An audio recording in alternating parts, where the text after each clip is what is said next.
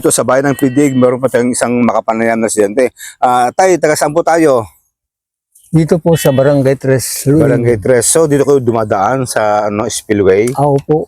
So, anong masabi natin kasi naging viral itong proyekto dahil sabi nila hindi pa natapos-tapos. Kung maaari sana, di tapusin na. Naumpisan na, di tapusin na sana. Kailan pa ito naumpisahan? Yung isang taon. Yung isang taon. June noon eh. So, matagal nang walang 2021. nagtatrabaho? Matagal nang walang nagtatrabaho, wala? Wala na po. Pag during rainy season, kumusta yung kuwan natin? Ay naku, mahirap ah. Doon kami umikot. Kasi ito, wala namang itong spillway lang ito. Oo. Pero nung nahirapan ng mga taong tumawid sa spillway, kung pwede sana, malagyan ng tulay. Nalagyan na nga ng pilote, pier. Hindi naman tinuloy.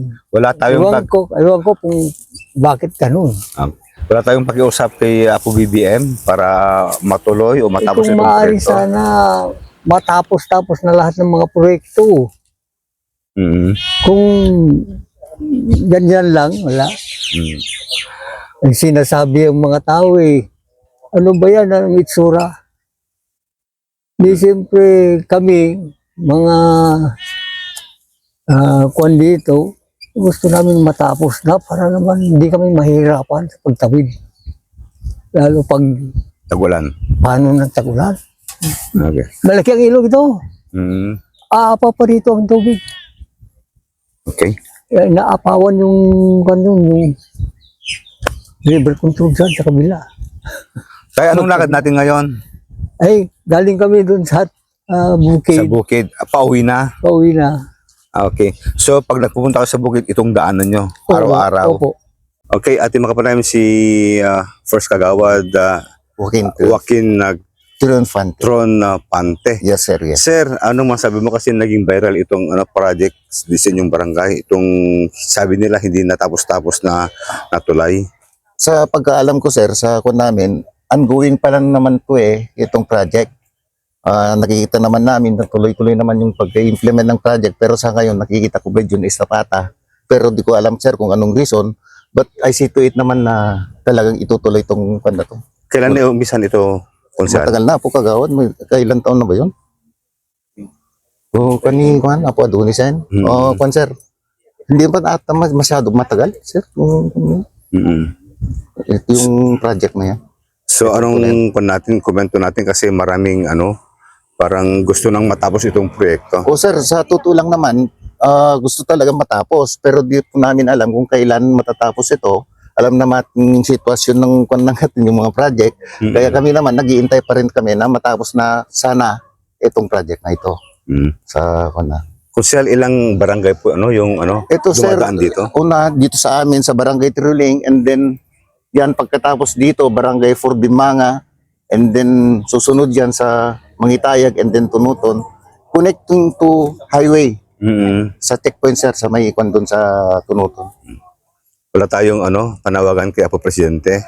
Sana, sir, yung panawagan lang namin para maayos na ito, maituloy na sana itong tulay nito kasi malaking may tutulong sa amin po dito, lalong-lalo na sa mga different barangays sa namin, sir. Konsehal, gaano kataas yung tubig pag tagulan? Ito, sir, usually, sir, mataas din. Mataas din ng tubig dito, umaapaw din hanggang dyan. Pero nung wala pa itong flood control, talagang dediretso yan hanggang doon sa may triangle. Pero nung nabigyan ng flood control dito, saka malalagyan pa ng tulay, mas maganda po sana yung outcome niya. Wala na pang baha talaga, sir. Thank you, Apo.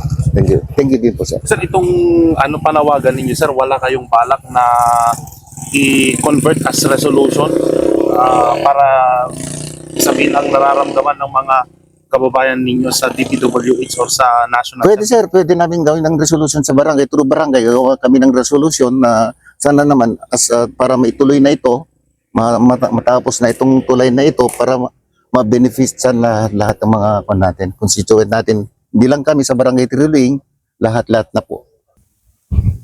Kasi nakakainis, di ba? Lahat naman tayo taxpayer, di ba? Lahat naman tayo nakikita natin to, Luzon, Visayas, Mindanao, puro ganito No? Pero ulitin ko, hindi to ghost project. no? Kailangan nga dagdagan yung pondo. Yun ang gagawin natin para matapos. Sorry, na-mention niyo po na kailangan dagdagan yung pondo, papabilisin.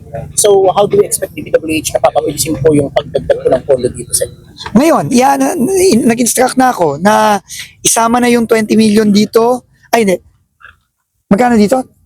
Ang kailangan? 50 million for this sa Kabarwan, 20 million sa Luing, 15. and 15 million sa Estancia. So, ano yun? 50, 20, 85 million na yun. Ang liit na. Ang budget ng DPWH, billion yan. Daang billion yan. Di ba?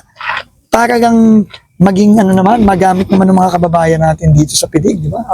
Sir, any reaction kasi bakit hinayaan pa natin lumabas sa social media bago action nitong project? Hindi ko hinayaan. Talagang pupunta naman ako dito.